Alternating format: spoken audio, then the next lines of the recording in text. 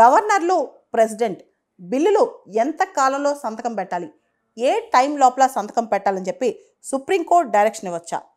దీనికి సంబంధించి నిన్న భారత ప్రెసిడెంట్ ద్రౌపది ముర్ము సుప్రీంకోర్టుని అడ్వైజ్ అడిగారు.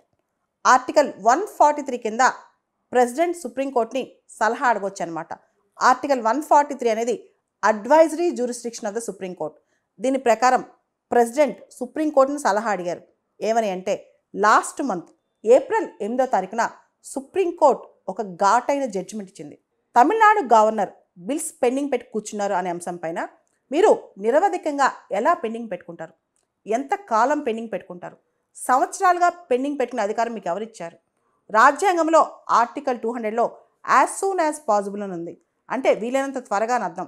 టైం లైన్ లేనంత మాత్రాన మీరు దాన్ని పెండింగ్ పెట్టి కూర్చోకూడదు, మీరు 3 నెలల లోపల క్లియర్ చేయాలి అని చెప్పి సుప్రీంకోర్టు లాస్ట్ మంత్ గవర్నర్కి హితవు పలికింది. అదేవిధంగా గవర్నర్ దగ్గర, ప్రెసిడెంట్ దగ్గర తమిళనాడు ప్రభుత్వానికి సంబంధించిన బిల్స్ అన్నీ కూడా ఇమీడియట్గా డీమ్డ్ టు బి పాస్డ్ అని చెప్పి సుప్రీంకోర్టు డిక్లేర్ చేసేస్తుంది అనమాట. అంటే గవర్నర్, ప్రెసిడెంట్ సంతకం పెట్టకపోయినా సుప్రీంకోర్టే అవి డీమ్డ్ టు బి పాస్డ్ అని చెప్పేస్తుంది. దీనిపైన ప్రెసిడెంట్ ఇంకో ప్రశ్న కూడా అడిగారు.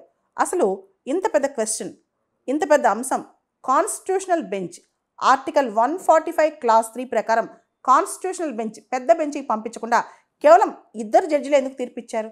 అండ్ ఆర్టికల్ 200 ప్రకారం ఏదైతే గవర్నర్ సంతకం పెడతారో లేదా 201 ప్రకారం ప్రెసిడెంట్కి బిల్స్ రిజర్వ్ అవుతాయో వాటి మీద సుప్రీంకోర్టుకి ఎలాంటి హక్కులు ఉన్నాయి, సుప్రీంకోర్టు వాటి గురించి ఎలాంటి డైరెక్షన్స్ ఇవ్వచ్చు, ఇవన్నీ కూడా ఆవిడ 14 క్వశ్చన్స్ అడిగారు. దీనికి సంబంధించి తమిళనాడు సీఎం స్టాలిన్ గారు ఇండియన్ ప్రెసిడెంట్ ఇలా సుప్రీంకోర్టుని ఈ విషయంలో, బిల్స్ పెండింగ్ విషయంలో అడ్వైజ్ అడగటం, సుప్రీంకోర్టు ఇచ్చిన తీర్పు పైన ప్రశ్నించడం, దానికి సంబంధించి సుప్రీంకోర్టులో ఆర్టికల్ 143 కింద రిఫరెన్స్ అడగటం తమిళనాడు సీఎం తప్పు పట్టారు. ఆయన ఇది ఒక attempt to subvert the constitutional position, రాజ్యాంగాన్ని సబ్వర్ట్ చేసి పక్కదోవ పట్టించే ఒక అటెంప్ట్ ఇది, కావాలని ప్రెసిడెంట్ ఇలా అడిగారని చెప్పి ఆయన చెప్పుకొచ్చారనమాట. యాక్చువల్లీ స్టేట్ అసెంబ్లీ డైరెక్ట్గా ప్రజలు ఎన్నుకున్న ప్రభుత్వం ఇది. అసెంబ్లీలో రిప్రజెంటేటివ్స్ని ప్రజలు ఎన్నుకుంటారు, వాళ్ళు ప్రజల తరపున చట్టాలు చేస్తారు. దాన్ని వీళ్ళెవరు ఆపి కూర్చోడానికి, వీళ్ళెవరు పెండింగ్ పెట్టడానికి? రాజ్యాంగంలో సరైన కాలపరిమితి మెన్షన్ చేయనంత మాత్రాన నిరవధికంగా అని కాదు కదా. అంటే రాజ్యాంగంలో గవర్నర్ బిల్స్ ఎంతకాలంలో సంతకం పెట్టాలి, ప్రెసిడెంట్ ఎంతకాలంలో సంతకం పెట్టాలని లేనంత మాత్రాన నిరవధికంగా పెండింగ్ పెట్టకూడదు కదా.